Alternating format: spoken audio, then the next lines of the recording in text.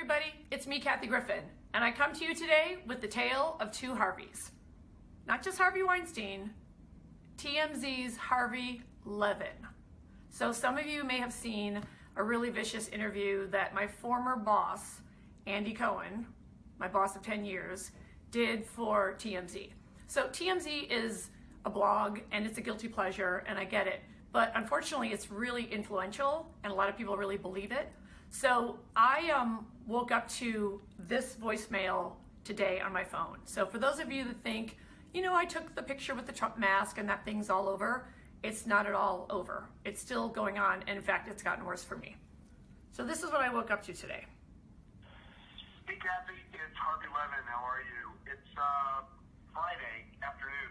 If you have a minute, could you give me a call? I am at 8. So that's his number, and I don't have a minute to call him. Maybe you do. The reason I did that is that during the entire Trump scandal, I was doxxed so much that people obviously got my phone number and my address, and the Trumpers came after me. And I just want you guys to know, Harvey Levin, a blogger, is very much in bed with everybody from Hollywood to Donald Trump. So during my 2-month investigation, phone numbers got out of my mom, and my mom got death threats at her retirement village, and my sister, while she was dying of cancer, got death threats at her apartment. So that's why I'm putting that out there. Now, I know because I did that, I'm probably gonna have this taken off social media right away or whatever. So I'm actually asking you guys if you can preserve this tape in some way and maybe spread it around. I don't know. Oh, and by the way, Harvey, where the fuck did you get my personal cell number? And who the fuck do you think you are harassing me on my cell phone, calling me directly? Where'd you get my number? Your good friend, Lisa Bloom. And I get it. I know the haters are gonna say, well, if you can't take it, don't dish it out. But I'm a comic. So, you know, if Oprah wants to come for me, I kind of deserve it. Ryan Seacrest wants to come for me, all right, I have it coming. But Andy Cohen, I didn't call you. You shouldn't have come for me. Let me tell you a little bit about Andy Cohen. He was a miserable boss for all those years. I mean, I think in the 6 seasons that we did My Life on the D List, I think Bravo visited the set twice.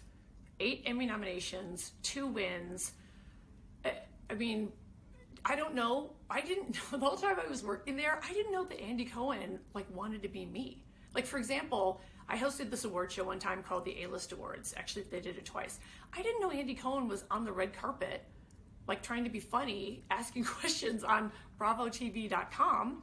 I didn't know that when they ended the D-List and I desperately wanted to do a talk show, Andy Cohen would be the first television executive in the history of television to give himself a talk show that seems to get picked up every season. But I can tell you a couple of personal things. All right, so a lot of people, they're fans, right? And I get it. If you like TMZ and you like watching Housewives, fine. And by the way, shout out to Bethany Frankel, who chartered 4 planes and went to Puerto Rico and actually helped people. But people like Andy Cohen and Harvey Levin, who honestly just live to take women down, we need to speak up about. So I'm gonna go back to TMZ for 1 second, because if you look at that site over and over and over, they've done hit pieces on me to the point where it's actually affected my career. For example, when the Trump mask photo came out, why did TMZ need to report every single one of my shows that was canceled in real time? Why? What was the point of that? What do they care if I had a show canceled at the Count Basie Theater in Red Bank, New Jersey? It feels targeted. And now that we know that Harvey Levin is very much in bed with the Lisa Blooms of the world and, covering for people, and Tyler Shields, who took the infamous photo of me holding the mask, he's the one who told me that 2 people at TMZ told him Harvey Levin speaks to Donald J. Trump multiple times a week. Is that okay with you guys? The president is talking to a gossip blogger? All right, back to Andy Cohen, because there is coordination. One thing I just have to say, because if he's gonna go for me, I gotta be honest. I get tweets sometimes, and they're from fans that don't understand that I have a problem with Andy and that he really harassed me and treated me really poorly. For all of you that tweet me and say you wish I would go and watch What Happens Live and you like that show and you think I'd be great on that show, let me clear that up. I've actually done Watch What Happens Live with Andy Cohen twice in the, I think, 10 years it's been on. And I've never said this before, obviously, but both times I did the show, right before we went live, Andy Cohen privately asked me in an office in Embassy Row, which is the production company that does that shit show, if I wanted to do blow. All right, I've never had a drink in my life. You guys know I'm no prude, but I'm like kind of a straight edge. I thought he was kidding the first time. Just so you know, Jimmy Kimmel or Seth Meyers has never asked me to do blow before going on the show. No one from The View has ever asked me to do blow before a show, so I was hoping he was kidding. So the second time I do the show, same thing.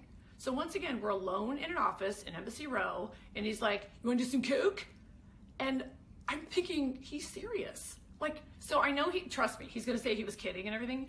No, he was asking me to do cocaine with him. That made me very uncomfortable. It was the two of us in a room. Michael Davies was nowhere to be found. No one was there from Bravo. And that's why I don't do that show. I thought that was weird. And I don't know why he gets away with that. Okay, as long as I'm calling up Bravo and NBC Uni, because just so you guys know, I'm fully aware that I will never work there again or any of their owned and operated. It's like, I understand what I'm doing, but I really feel it's important that I am honest about this stuff. So I'm sorry, I got to get into the women who are complicit. So during my years at Bravo, all these women went along with all of it. Lauren Zalaznik was a big executive there, didn't protect me. Now she, I think she was fired, and the woman who has her job is named Bonnie Hammer. So I don't think I could pick Bonnie Hammer out of a lineup. So obviously she wasn't very invested in my work there.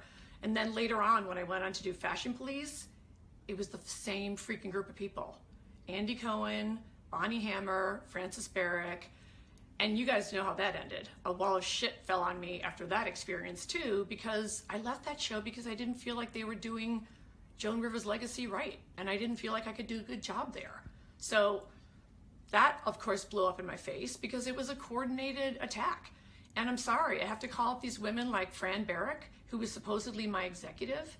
And after the D-List, I did a talk show for 2 seasons called Kathy, and I had a blast doing it with no support.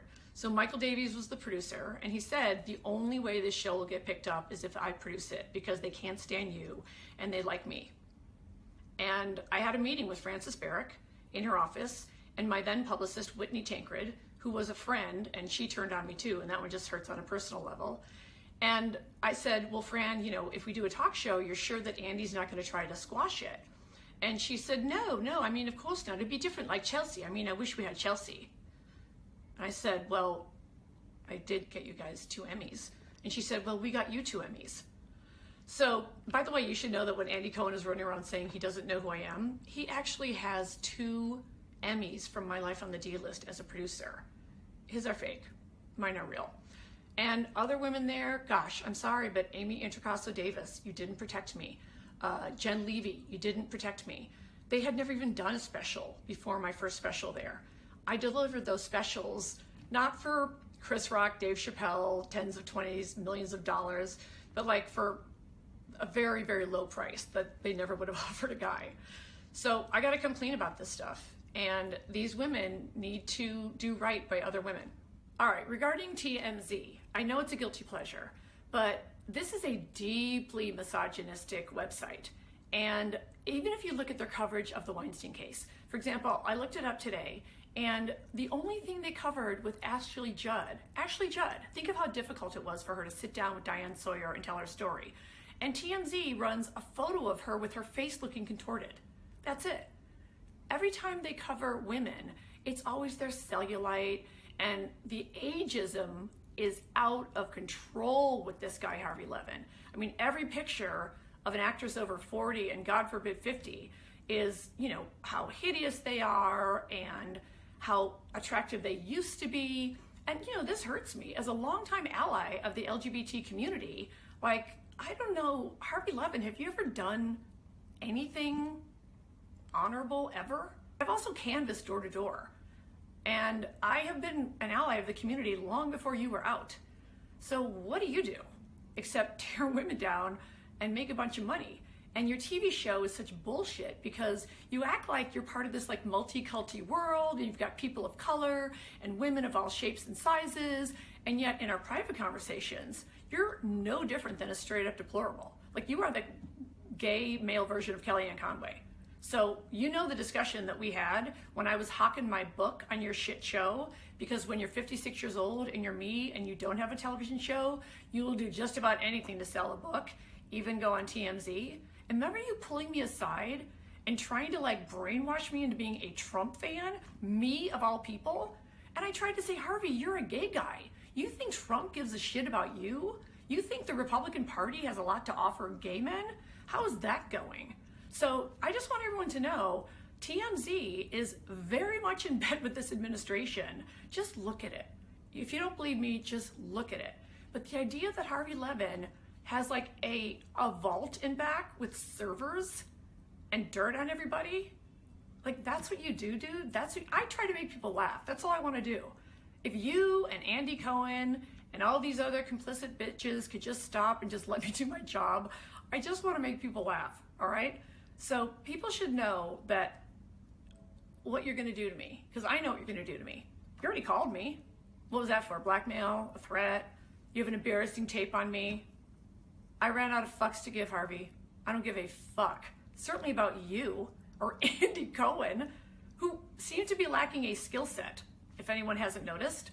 Like one time I asked the great feminist icon, I said, as a joke, I said, which has done worse to hurt, the women's movement, the Kardashians or the housewives, as a joke. And Gloria Steinem says, oh, the housewives by far.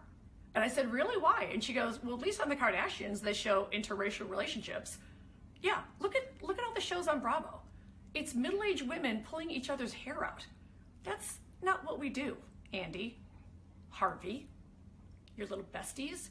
So when Andy Cohen did his little stupid rant about me, and you were so thrilled to put it on TMZ, and then I see that you personally retweeted it, yeah, this is coordinated. I'm on to you. I'm letting everybody else know what's going on. Now let me break it down for you how the agency and publicity business works. So I fired William Morris after the Trump photo because they just ran for the hills. And they actually have the nerve to send me a letter saying that they want 10% of my future earnings for the rest of my life. Well, you can all go fuck yourselves because I was already on the D list and doing specials when I went with you guys. Also, the head of the agency is named Ari Emanuel. Perhaps you've seen him in the lobby of Trump Tower. So the last email I got from Ari, my agent, oh, he's like family, was an email he sent asking me to donate to his brother Ram's mayoral campaign, to which I responded, is this a joke? And that was how many years ago, and I've never heard from him since. My female agents, I'm sorry, Nancy Josephson, you did not protect me. Publicists, Cindy Berger, you did not protect me. But here's what you don't know. I heard the tape of the two of you talking to Jeff Zucker. A couple of years ago, I got into a fight with Jeff Zucker. He is the head of CNN, and I know him for a long time because frankly, he was my first boss at NBC. And after I was on a show called Suddenly Susan, Jeff was gonna put me in a fancy sitcom and then decided to just kick me over to Bravo where a reality crew would just follow me around for 6 months a year and make 8 episodes. And I let him film it in my house, and it didn't even occur to me to charge them like filming rent for my house until season 6. I was so naive and just so happy to be on TV and making people laugh. So a couple of years ago, I got into a fight with Jeff Zucker because after doing New Year's Eve for all those years and really co-producing it and writing all the material, I had the audacity to ask for a raise. So when my agents wouldn't do it, I called him personally. And I wish I had a tape of that call because I literally screamed at him, who the fuck do you think you're talking to? Well, I guess no one talks to Jeff Zucker like that because he slammed the phone down and then he called Cindy Berger, my then publicist, who totally took his side. He called Nancy Josephson, my then high-powered agent at William Morris, who totally took his side. And then one of them said, not one of them, someone else said, if you really want your job back, and I did enjoy doing New Year's with Anderson. I really loved him, okay guys? Like, I'm honest about it. I actually called back Zucker and cried to get my job back. And I'm embarrassed to admit that, but I did. So, like if you guys see the housewives coming at me and stuff, taking Andy Cohen's side, don't be too tough on them. They're just trying to keep their gigs. So yeah, I think I'm like the strong bitch and everything. No, I called Jeff Zucker and sobbed. Please take me back, please. I was so wrong. You're the great Jeff Zucker. because I wanted to do the gig. It was fun. And so he rehired me at a 20% discount. So I just want you to know, I'd like a refund from all of them, frankly. You know I'm not gonna get it. And the reason I'm doing this tape is because of the Trump photo, because of the faux outrage that was pushed by Anderson's tweet and TMZ and obviously, literally, the federal government. I'm the first person to be put under a federal investigation by the Department of Justice for 2 months at the taxpayer dollars expense. I'm putting this tape out because I'm now on a world tour and it's selling out. And so far, every night the audiences have stood at the end of every show, and that is a fact. So when the bots go on your timeline and say that that didn't happen, they're bots and that's their game. But I just want you guys to know that tonight I have a show in Melbourne, I'm very excited, and I have a show in Perth, Australia after that, and then I have a show in Singapore. And the reason I'm making this tape is everybody has scared the hell out of me that I'm going to be detained because I'm on the Interpol list. So look up what the Interpol list is. I've also been told I'm on something called the Five Eyes list. I was on the no-fly list for 2 months. So I've been detained alone at every single airport I've gone to. So when I go to Singapore, if I just don't return, I just want you guys to know that's why. Because I took a picture of a mask with ketchup on it. It was not illegal. You may have hated it, but if any one of your kids ever took that picture and put it on Twitter, they shouldn't have to be on the Interpol list or be detained or be under a federal investigation. So wish me luck on this tour. 15 countries, 23 cities. All I want to do is do my job and make people laugh. And one last thing. Hey Jeff, Happy New Year.